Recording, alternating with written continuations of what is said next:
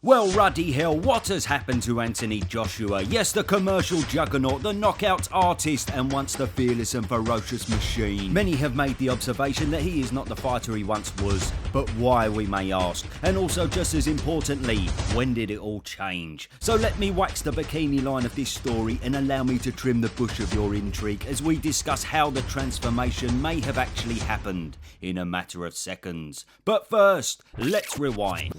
Yes, it was all going so well, wasn't it? The year was 2019, the rise of AJ had been astronomical, from the first world title win over Charles Martin to climbing off the canvas and destroying the great Wladimir Klitschko, adding the vacant IBO and WBA belts to his collection. A solid string of victories then ensued through Takan, Parker and Povetkin. Along with this, his commercial value hit the very top of the game. Yes, pay-per-view buys off the charts, ticket sales through the roof, and Eddie was happier than Jacko refereeing a fucking school sports day. Super smashing great, the world was AJ's oyster. But then, this absolute fucking fridge turned up out of nowhere to spoil the party and, well, yeah, no, that didn't go too well, to be fair. So it was left to Andy Ruiz to pick up the pieces. We all said, bloody hell, Eddie, what you putting Peter Griffin in there with Joshua for? It's going to be an easy night's work. But by Joe, we were wrong. Round 3 at Madison Square Gardens that night proved to be one of the greatest rounds in heavyweight history. AJ unleashed an aggressive attack flooring the Mexican. However, through his bravery, he rose to his feet. We then expected a trademark Joshua finish, since he had proved to be a great finisher in recent times, but it never came. The following 17 seconds changed not only the course of the fight, not only the record of the British superstar, but the man himself. As he got back to his feet, the effects of the temple punch were still apparent, and things went from bad to worse, till he had no more to give.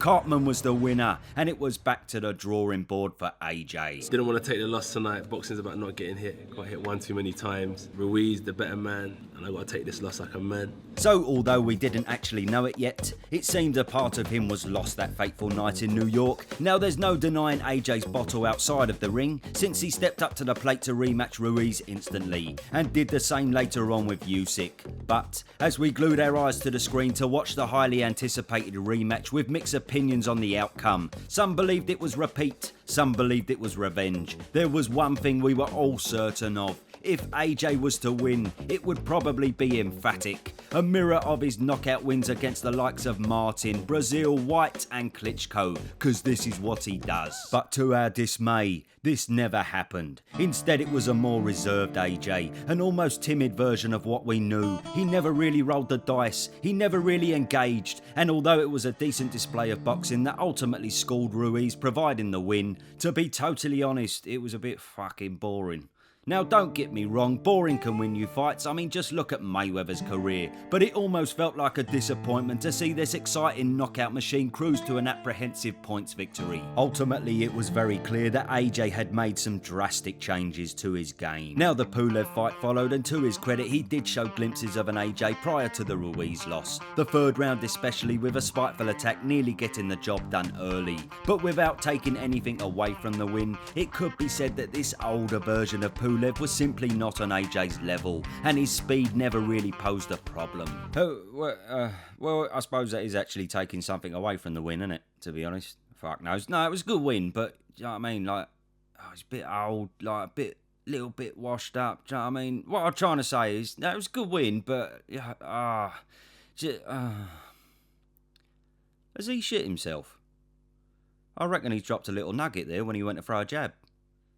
No, sorry, no, it was a decent win, but, you know, I don't know. But then it was the first Usyk fight, and this really brought to light the extent of his issues in the ring. Here we saw a man not only apprehensive like in the Ruiz rematch, but a man confused with his own boxing style. The unwritten rule in boxing is to fight the boxer and box the fighter, and with Usyk proving to be a boxing genius, with AJ's size and stature towering above the small heavyweight, it seemed obvious what AJ had to do.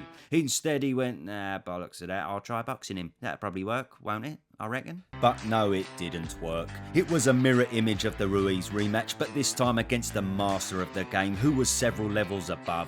The unassertive performance posed even more questions when we found out he was asking friends on the way to the ring how he should actually fight Usyk. He was walking in the ring against Usyk, and my friend was the head of security walking next to him. He said, how would you fight a southpaw? On the way way to the ring. It was clear there was obviously a breakdown in his relationship with Rob McCracken, but more so, there seemed to be a confliction in his own mind with his boxing style. He had gone from being that kind of smash and grab fighter that stuck it heavily on Dillian Whyte, tongues out the lot, the fighter that went life and death with Klitschko, showing that nasty streak he had, saying late on in the fight, "I'm gonna knock you out in a minute," to now against Usyk, a fighter looking to safely box for 12 rounds, solely intent on keeping another loss off his record. We were all a bit bemused by the performance. In a summary, what did go wrong? I don't think AJ boxed well. I don't think he adopted the right strategy, the right game plan. I thought Joshua missed the boat. He didn't have as good a game plan, obviously. Now he did return, but with the confusion surrounding him, he felt the need for a change, appointing the help of new trainer Robert Garcia. And in fairness to him, he did show more aggression in the rematch, but it still just wasn't enough. Still, the punches seemed to be held back too often, and a majority of the fight was wasted while he waited for an opening. Now, don't get me wrong, I do feel that Usyk is just too good for AJ and would beat him every time they fought, but that's beside the point. The point is, if we fast forward to the latest AJ, with his points victory over Jermaine Franklin, it's apparent the effects of the Ruiz fight are still upon him. He once again looked very conservative, lacking that spite, and most notably, conscious of what was coming back at him, seemingly stopping him from wanting to engage. And yet with another change of trainer, the third trainer in his last 3 fights, Mr. Derek James, it's obvious he still hasn't quite found his feet with his style. The top 3 heavyweights, based on that performance, for me would destroy him. He needs to show us something more than what he showed us there. He's being a world champion. He's climbed off the floor to defend his title and he's looked good doing it. But since his loss to Andy Ruiz, he's not been the same fighter. Now, why is all this a major problem? Well, aside from the obvious unpredictability of the future of his boxing career, This is why. The nutty windmilling, spaghetti-armed, proper frightening fucker Deontay Wilder. So with this fight being tipped for the end of the year, AJ is now in a race against time to resolve these issues, to connect the pieces with his trainer Derek James and be able to display it all with confidence in the ring. Because being apprehensive against Wilder has proved to be very damaging for multiple opponents he's faced in the past, like this bloke. Fucking hell.